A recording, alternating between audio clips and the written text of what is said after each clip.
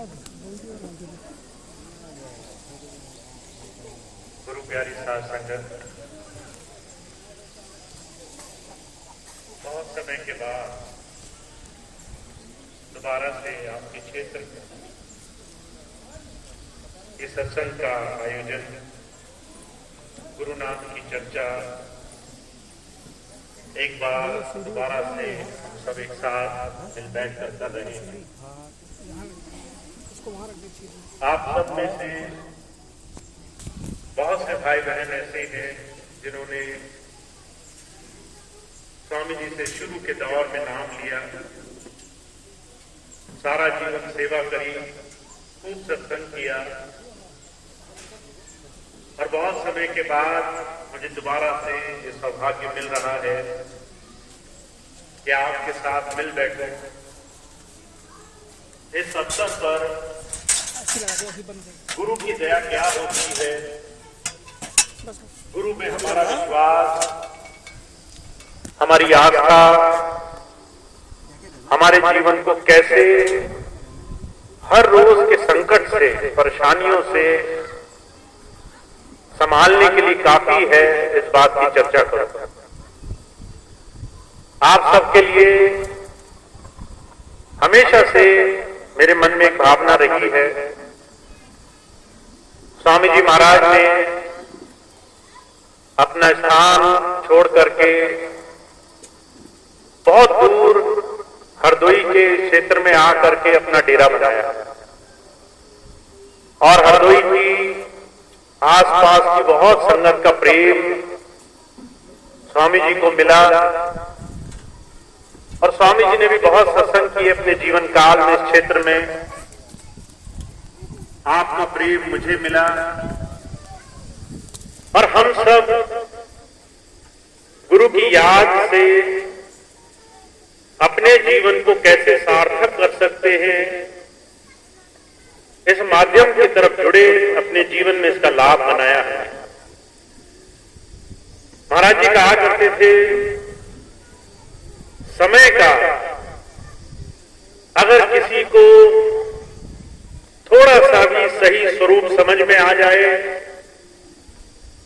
जीवन काल हमारे लिए कैसे हमें काल माया के विनाश की तरफ ले जाने के लिए हर पल जाल बिछाकर रखता है, ये बात समझ में आ जाए,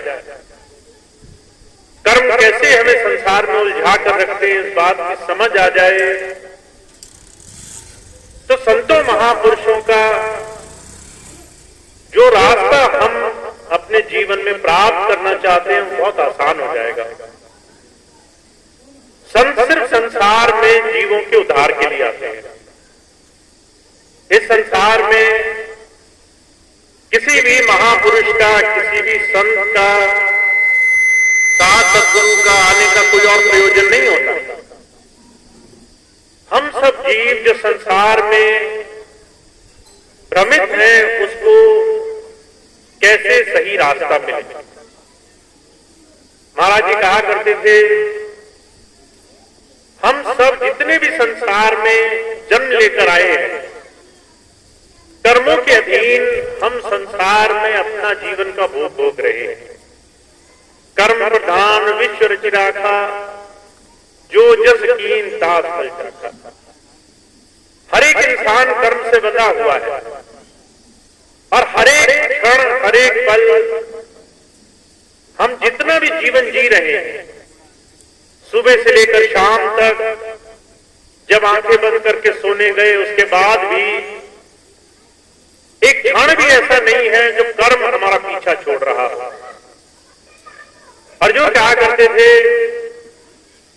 इस कर्म का भुगतान दुनिया में हर एक जीवित अंशी ने उठाया है, चाहे वो मनुष्य हो, चाहे अवतार हो, चाहे बड़े से बड़े ऋषि मुनि हो, महापुरुष हो।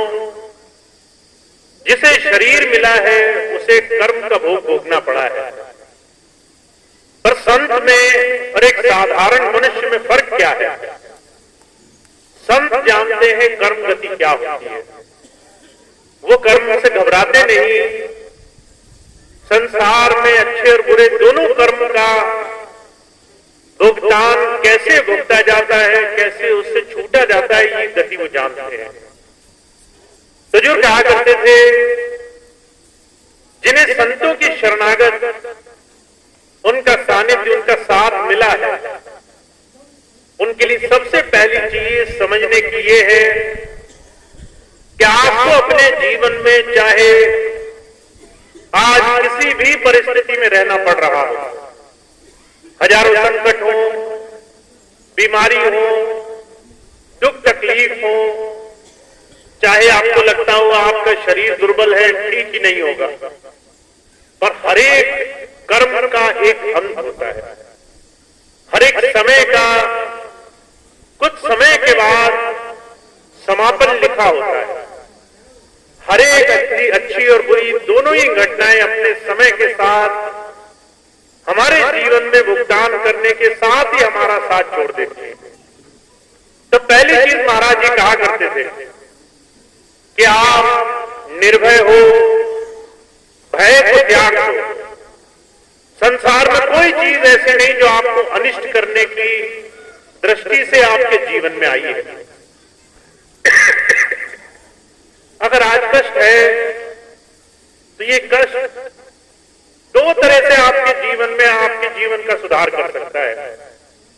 पहली चीज ये, आपके जीवन में आने वाला कोई भी कर्म, चाहे वो किसी भी सूरत में क्यों ना हो, वो आपके जीवन का एक वो कर्म है जिससे छुटकारा पाना बड़ा जरूरी है। अगर आप उस कर्म से छुटकारा नहीं प्राप्त कर पाए तो आपके जीवन में वो आपको कभी न कभी तो भोगना पड़ेगा। महाराज जी कहा करते थे, बहुत से ऐसे सिद्ध पुरुष हुए जिन्होंने कर्म से भागने की कोशिश करी है। कहा रण के मारे बन गए, बन में लागी आग, बन बेचारा क्या करे जब कर्मन लागी आग।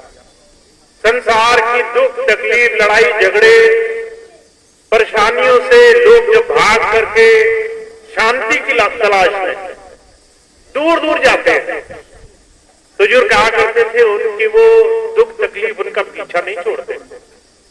जो उनको भोगना लिखा है वो तो भोगना ही पड़ता है। अगर वो सारे संसार को छोड़ करके भी जाते हैं तो भी वो कर्म बिना भोगे उनका छुटकारा नहीं है। इसलिए पहली चीज महाराज जी कहा करते थे, कभी किसी कष्ट से घबराना नहीं है। हमारे जीवन में हारी, बीमारी, दुनियादारी, मुकदमेदारी, शरीर का स्वस्थ होना, अस्वस्थ होना, ये वो कर्म के कारण है जिसको हम लेकर संसार में जन्मे हैं। इस कर्म का भुगतान होना बड़ा आवश्यक है, इससे भागना नहीं है। महाराज जी कहा करते थे, कभी किसी संत के पास जाकर के अगर आप ये मांग रखते हो कि हे प्रभु मेरा दुख दूर हो जाए, तो समझ लो आप अपने कर्म को टालने का प्रयास कर रहे हो। आपको सिर्फ एक चीज मांगनी चाहिए, हे प्रभु मेरे ऊपर दुख है, मुझे इतनी शक्ति दो कि मैं इसको आसानी से हल कर सकूं। शक्ति मांगो, छुटकारा मत मांगो। कर्म को ठीक से हम काट सके ऐसी बल, ऐसी शक्ति अपने सद्गुरु से मांगो। हमेशा अपने आप को बलवान, हमेशा अपने आप को बेहतर, उस प्रभु की दया से ओत होने का ये दान मांगो। कभी ये मत मांगो कि मेरा दुख दूर हो जाए। तो जो कहा करते थे, पहली चीज निर्भय होना बड़ा जरूरी है, क्योंकि आपके जीवन में जो दुख आज है वो कल आपसे दूर जरूर होगा। अगर आज तकलीफ है तो वो कल दूर जरूर होगी। पर वो दुख क्यों आया है? कुछ सिखाने के लिए आया है। आपके जीवन में हुजूर कहा करते थे, हर एक कष्ट, हर एक परेशानी जीवन में एक बहुत बड़ी तालीम, शिक्षा देने के लिए आता है। कबीर साहब कहा करते थे, अगर भरोसा ना हो तो किसी धनी, सेठ, साहूकार, बड़े सुख और आराम में बैठे हुए इंसान को देखो। जो दुनिया में मगन है, मुग्ध है, वो संसार में उस मालिक को याद नहीं करता। जो संसार में रमा हुआ है, ऐसे आराम में, विषय भोग में लंपट है, उसे जीवन की सच्चाई का एहसास नहीं होता। महाराज जी मिसाल फरमाते थे, भगवान बुद्ध का, उनका नाम सिद्धार्थ था। जब वो छोटे थे तो पिता ने उनको राजपाट और ऐशो आराम का ऐसा जीवन दिया कि लड़के को दुख का पता तक न चले, और बहुत सारा समय उनका उसी भोग में निकल गया। सारा समय सुख, आनंद, भोग, विलास, उन्हें उस पूरे समय तक ये एहसास नहीं हुआ कि जीवन की सच्चाई क्या है। एक दिन राजमहल से बाहर निकले, पहली बार कोई गरीब आदमी जिसको खाने को नहीं था, शरीर दुर्बल, जर्जर, हड्डी का ढांचा, उसे देखकर राजकुमार की आंखें फटी की फटी रह गई।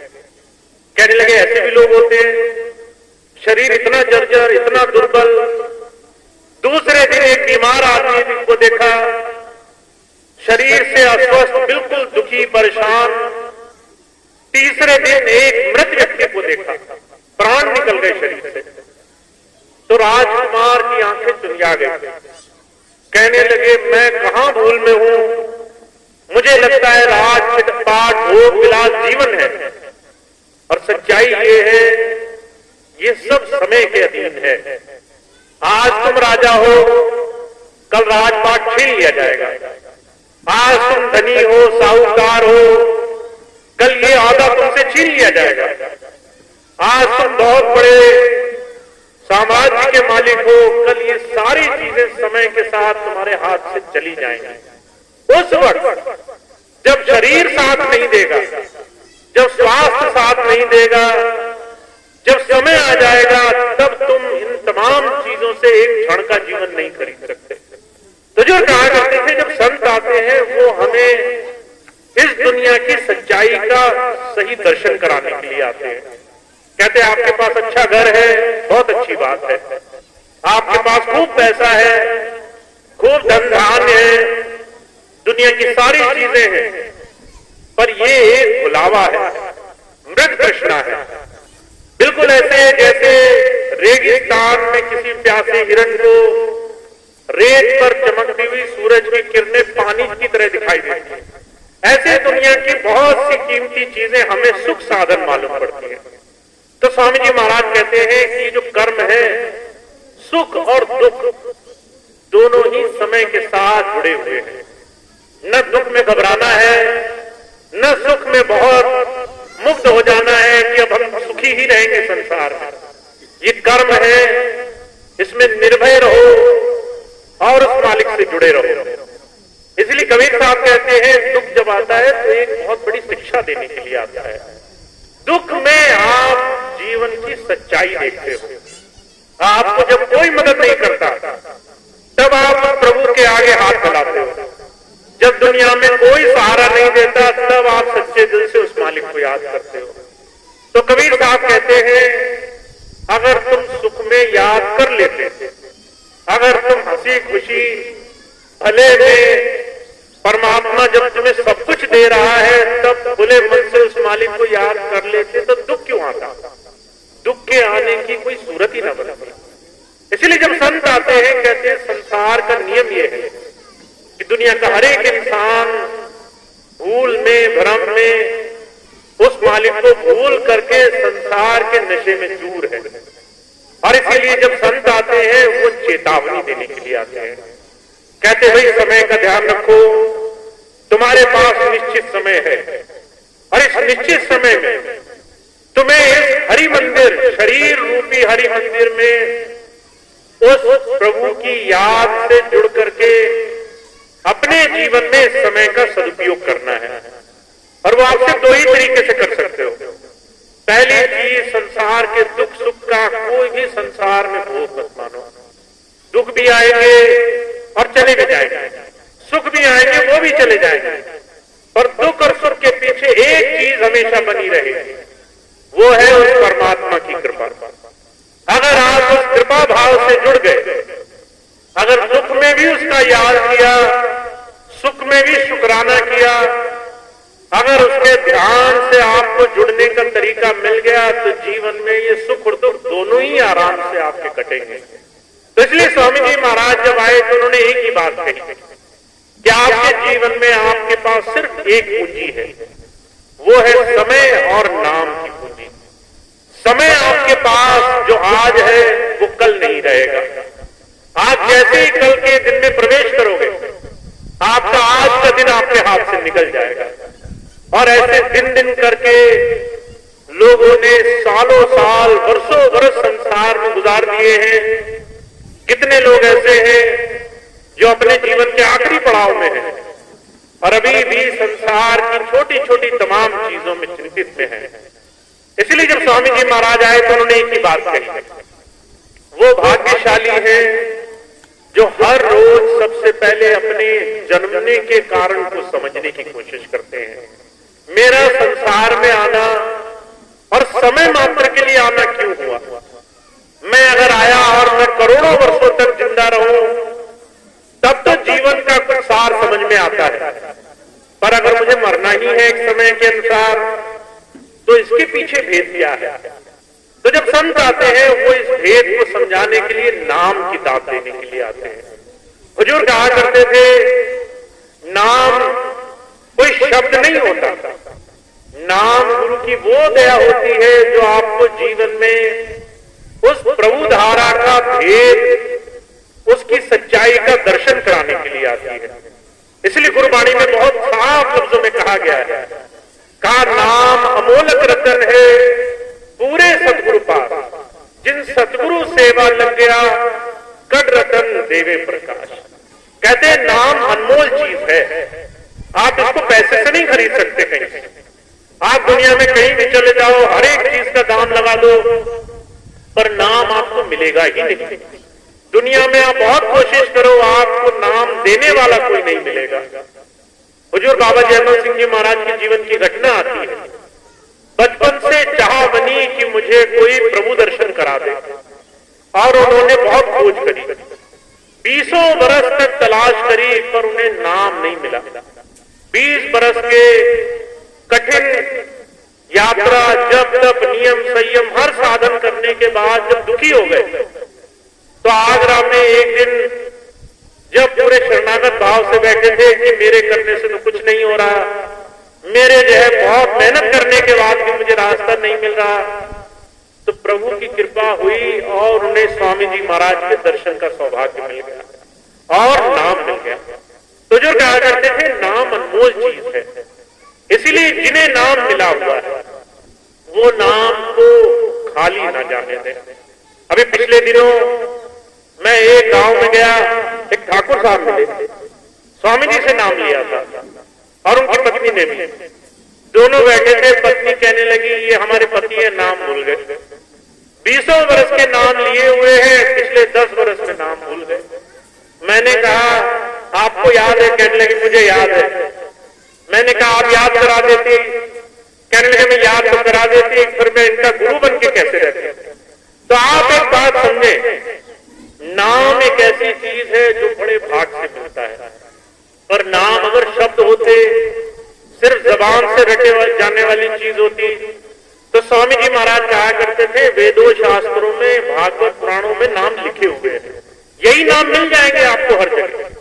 ये नाम गुरु की कृपा होती है जो आपको बड़े भाग्य से मिलती है। तो जिन्हें नाम मिला है और नाम को लेने के बाद वो कुछ नहीं करते हैं, पूरे दिन दुनिया के सारे काम करते हैं पर नाम में समय नहीं देते, वो समझ लीजिए ऐसी अनमोल चीज को बिल्कुल खाली छोड़ करके किसी बड़ी भारी चमत्कार की उम्मीद में है। तो ऐसी झूठी उम्मीद को छोड़ना और नाम में समय देना बड़ा आवश्यक है। अभी पिछले दिनों बहुत से भाई बहन मुझे कह रहे थे कि भैया जी नाम दो। मैंने कहा नाम देने में कोई बुराई नहीं है, नाम तो अभी ले लो, पर नाम को संभालने की जो कदर है, जो नाम को संभालने की भावना है, वो पहले आ जानी चाहिए। हुजूर कहा करते थे हीरा वहां न खोलिए जहां गुजरन की हा, कि जो है अगर हीरा आपने किसी ऐसे को दे दिया जो उस हीरे को संभालना नहीं चाहे, तो जो है वो हीरा पत्थर की तरह है, उसका कोई इस्तेमाल नहीं है। इसलिए नाम ऐसी चीज होनी चाहिए जिसको हम अपने जीवन में रोज धारण करें। नाम कैसे धारण कर सकते हैं? जिन्होंने नाम लिया उनके लिए, नाम धारण करने के दो तरीके। पहली चीज आस्था और विश्वास। हमारा पूरा भरोसा हो कि हमारा जो सदगुरु है, जो हमें नाम देकर इस काल माया के संसार में हमें प्रभु धारा से जोड़ने के लिए साधन जोड़ रहा है, वो हमारे हर एक काम में हमारी संभाल करेगा, ऐसा विश्वास। तो जो कहा करते जो ऐसा विश्वास बनाकर जीवन जीते हैं, वो दुनिया में हजार संकट में भी ऐसे निकल जाते हैं जैसे कोई कमल का फूल होता है, उसको कीचड़ का एक बूंद भी असर नहीं करते। कहा जैसे जल में कमल निरालम मुर्गाए निशानी, सूरज सब भवसागर तरिए नानक नाम बख्शे।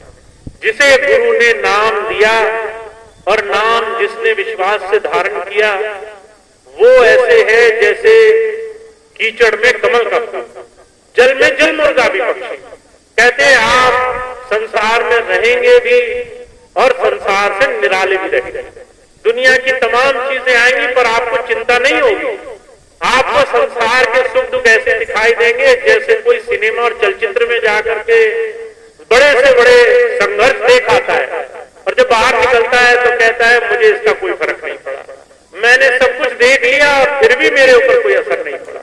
तो जो कहा करते थे आपको ऐसा नाम मिला हुआ है, अब इस नाम को दो चीजों से कमाइए। पहली चीज, हर रोज हमारा विश्वास, हमारी आस्था उस प्रभु प्रीतम में रहे। हम सब जो नश्वर जीव हैं, जिनका एक न एक दिन अंत लिखा है, हम सब की जो डोर है वो एक के हाथ में है और वो प्रभु हमारे हमेशा साथ है। अगर दुख है तो भी है, अगर सुख है तो भी है। दुनिया के किसी भी मौके पर वो हमारे से अलग नहीं है।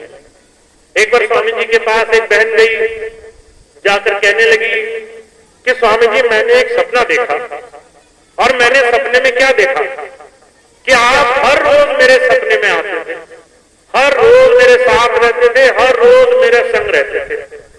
एक दिन मैंने देखा मैं संकट में पड़ी और मैंने जब पीछे पलटकर देखा तो मुझे आप दिखाई नहीं दिए।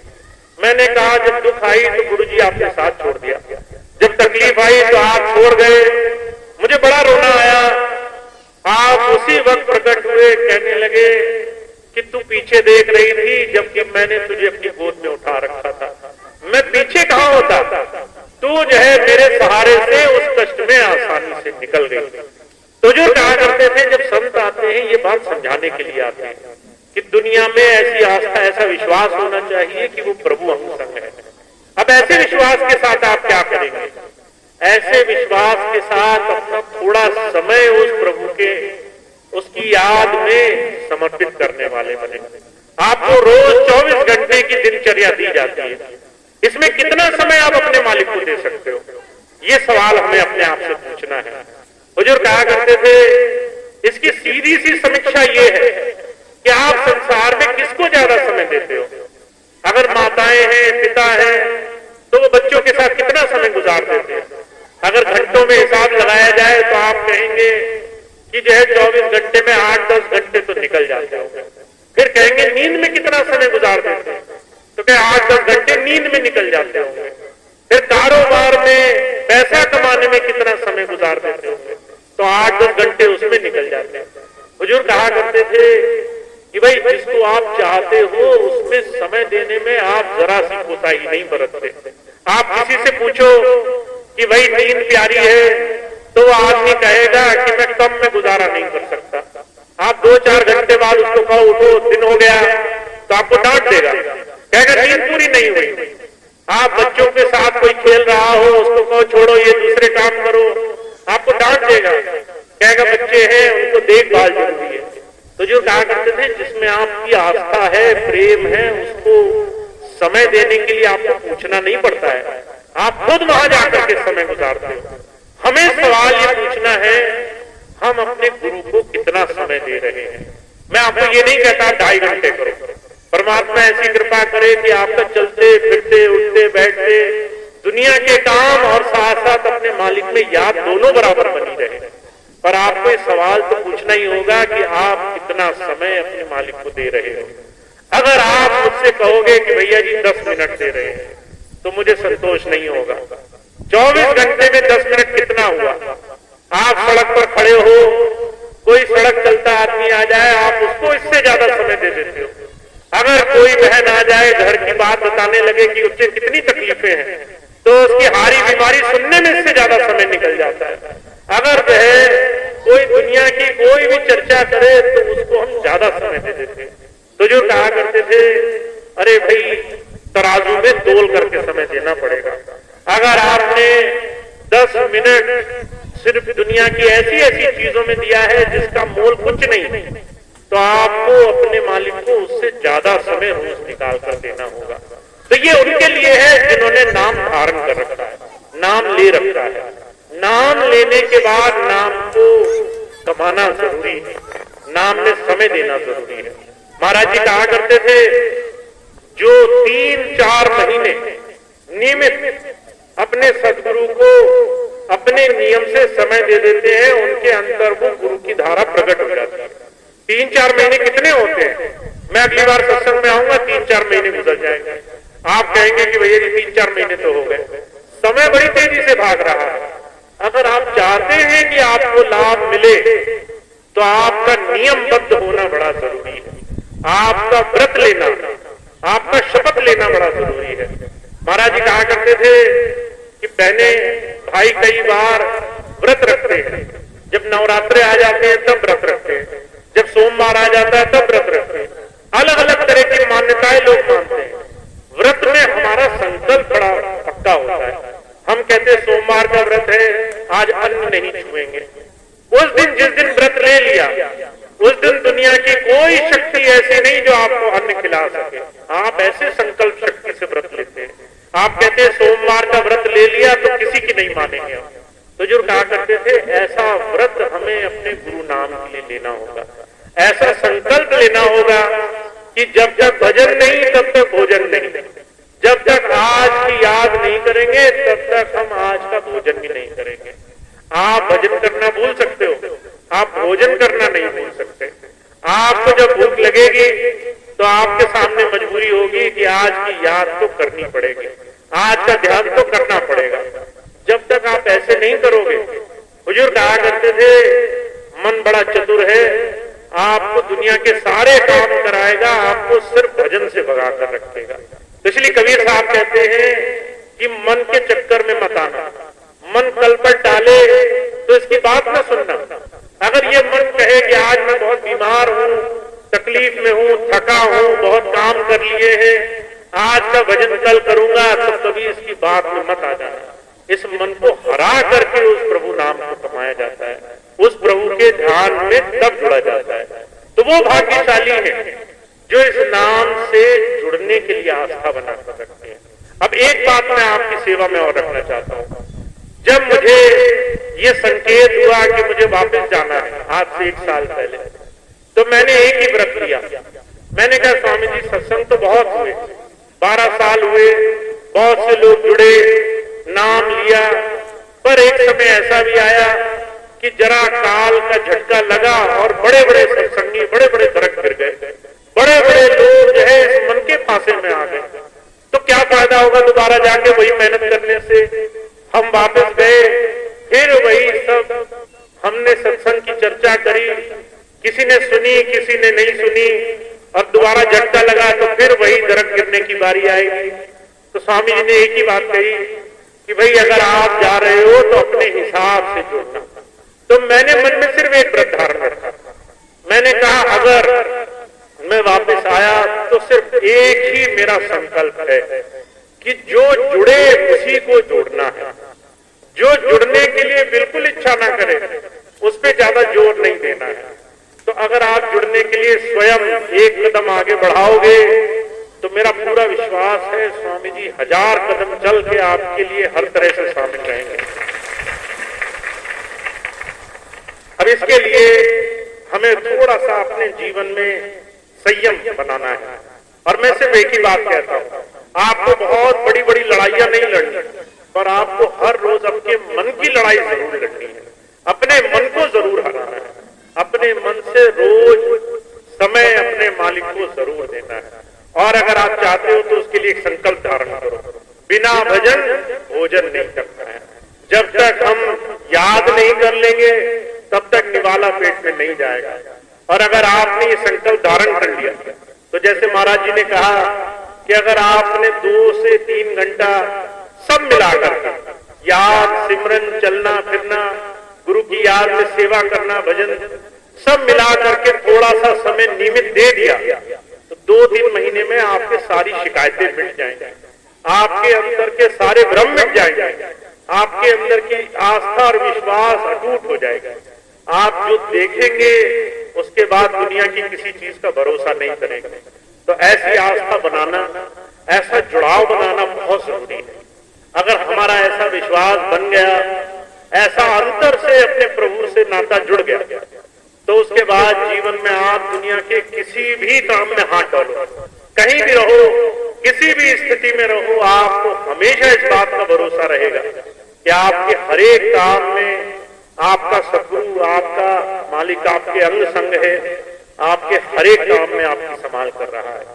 तो मैं सिर्फ एक ही बात कहता हूं कि हम सब लोग स्वामी जी महाराज के हुजूर के चरणों में जुड़ करके अभी तक बहुत भाग्यशाली रहे। बड़े बड़े संकट आए पर हम जुड़े रहे, उनकी कृपा थी।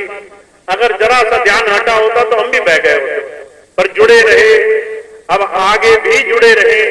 इसके लिए उनकी कृपा और हमारा प्रयास दोनों कारगर होने चाहिए।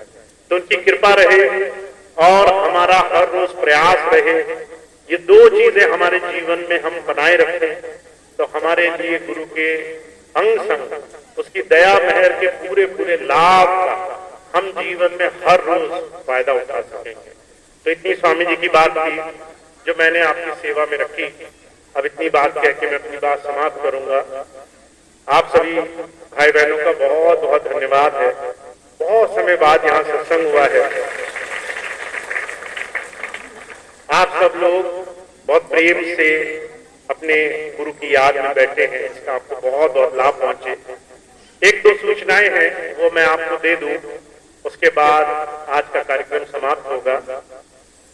आज ये जो हमारा सत्संग समागम है, स्वामी जी की बड़ी दया रही। हरदोई में हमेशा से स्वामी जी की विशेष दया रही कि हमेशा हरदोई में खूब सत्संग हो, पूरे क्षेत्र में खूब गुरु का नाम, उस प्रभु का नाम लिया जाए, उस मालिक के नाम से खूब लोगों के मन में आस्था जगे। तो ये सत्संग इस बात का प्रमाण है कि समय और बड़े से बड़े संकट भी जो आस्था हमारे मन में है उसको नहीं दिगा सकती। और हम चाहे कुछ भी हो, हम अपने गुरु की याद से जुड़े हुए हैं। तो इस सत्संग को भरपूर बनाए रखना है। सत्संग एक ऐसी शक्ति है जो आपको एक सही साधन से जोड़कर रखती है। महाराज जी कहा करते थे, अगर आप शुभ कर्म नहीं करोगे, सिर्फ शुभ कर्म ना करने मात्र से आप बुरे कर्मों की तरफ जाने लग जाओगे।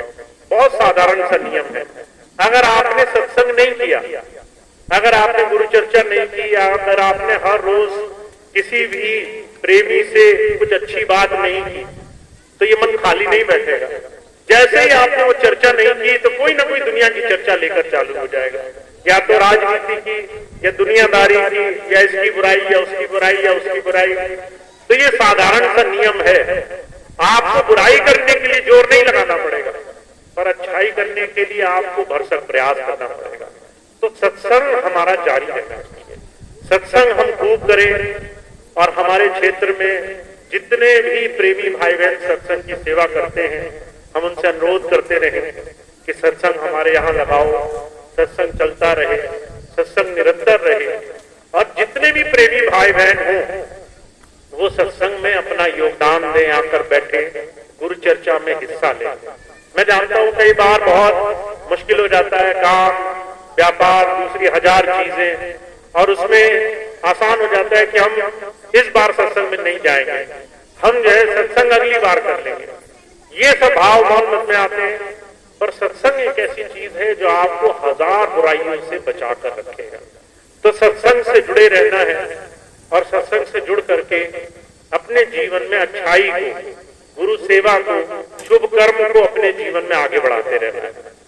एक दूसरी खास सूचना ये है, आपको मालूम है स्वामी जी महाराज ने अपना यहाँ डेरा आश्रम बनाया कंडीला संत कृपाल नगर में। वहां पर उन्होंने एक संस्था बनाई अपने नाम से, दिव्यानंद स्पिरिचुअल फाउंडेशन, जिस संस्था ने 20 वर्ष तक मानव सेवा के कार्यों में अपना सहयोग दिया।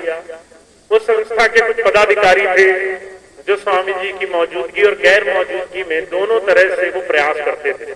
अगर स्वामी जी यहाँ रहते थे तो भी, अगर स्वामी जी विदेश यात्रा पर गए हैं तो भी, वो सारे सदस्य मिल करके स्वामी जी के आदेश के अनुरूप काम करते रहते थे। 10 वर्ष पहले जब स्वामी जी हमारे बीच में नहीं रहे शरीर रूप में, तो संस्था में थोड़ी सी विकृतियां आ गई, और जब मैं आया तो कुछ और ज्यादा विकृतियां आ गई। जो भाई बहन सेवा के साथ कुछ और भावना रखते होंगे, उन्होंने सेवा छोड़ करके उस संस्था का कुछ दूसरी तरह से दुरुपयोग शुरू किया। तो ये सब देखते हुए कि हम सब जो गुरु परिवार का हिस्सा है, हम सब लोग सेवा के माध्यम से अपने जीवन में आगे बढ़ते रहे। 1 वर्ष के बाद अब दोबारा से स्वामी जी के नाम से एक दूसरी संस्था का गठन किया जा रहा है, दिव्यानंद योग साधना आश्रम। स्वामी जी के नाम पर यह संस्था बन रही है, दिव्यानंद योग साधना आश्रम। इस संस्था में जितने भी हमारे सत्संग से जुड़े हुए इस वक्त प्रेमी भाई बहन हैं, आपके क्षेत्र के जितने भी प्रमुख हैं, जितने भी मुखिया हैं, जितने भी भाई बहनों ने अपने निस्वार्थ भाव से सत्संग और सेवा में अपना सहयोग दिया है, वो सभी भाई बहन इस संस्था में सेवा के और मानवता के लिए काम करने के लिए जुड़ सकते हैं। मैं हमेशा ये कहता हूं, हम सब गुरु परिवार का हिस्सा है, तो हमें एकजुट होकर के मानवता की सेवा में हमेशा कोई ना कोई प्रयास करना चाहिए। और स्वामी जी का हमेशा ये कहना था, आप अकेले अगर बाहर जाओगे, आप किसी को भूखा देखोगे, जरूरतमंद देखोगे, और आप कोशिश करोगे कि कुछ भला हो जाए, तो आपकी सीमाएं सीमित रहेंगी। आप किसी एक को भोजन करा दोगे, 2 का इलाज करा दोगे, किसी एक बच्चे को पढ़ा दोगे, पर एक सीमा के बाद आप रुक जाओगे क्योंकि आप अकेले हो। पर जब आप 10 लोग, 100 लोग, 1000 लोग संगठित हो गए, तो आप बड़े से बड़े सेवा कार्य के अनुष्ठान को सहजता से कर सकते हो। तो स्वामी जी महाराज के इसी सेवा के प्रायोजन को लेकर के, मानव सेवा हो चाहे वो समाज सुधार हो, जो हमेशा स्वामी जी की एक इच्छा रही है, दोबारा से सेवा संस्थान का गठन किया जा रहा है। जो भाई बहन पहले से सदस्य हुआ करते थे, समर्पित सदस्य बनते थे और हर वर्ष अपनी कमाई का 10वांश देते थे कि हम सेवा के मध्य ये सेवा दे रहे हैं, वो भाई बहन अब अपने आप इस नई संस्था से जुड़ जाएंगे। तो जो भाई बहन पहले से सदस्य थे, उनको ज्यादा कुछ नहीं करना है, वो जैसे सेवा देते थे वो सेवा अपने आप इस नए संस्थान में अब जुड़ेगी। और आपके क्षेत्रों में, खासतौर से हरदोई आसपास के जितने भी सत्संग के क्षेत्र हैं, चाहे वो कानपुर हो, बाराबंकी हो, नाव हो, हर जगह ऐसे सेवा संस्थान की इकाइयों का गठन हो गया है, यहाँ भी हो जाएगा। और उस संस्थान के माध्यम से आप सभी भाई बहन गुरु परिवार का एक अटूट हिस्सा बन करके मानव सेवा में भी काम कर सको। तो उसमें 3 तरह की सदस्यताएं हैं, और वो सदस्यताएं आप अपने इंचार्ज के माध्यम से बन सकते हैं। समर्पित सेवादार के बारे में मैंने बता दिया। जो भाई बहन समर्पित सेवादार बनते हैं, वो अब इस वर्ष से 2100 रुपए या मासिक 175 रुपए की सेवा दे करके आगे इस नए संस्थान का हिस्सा बन सकते हैं। जो कहेंगे कि हमारे पास इतना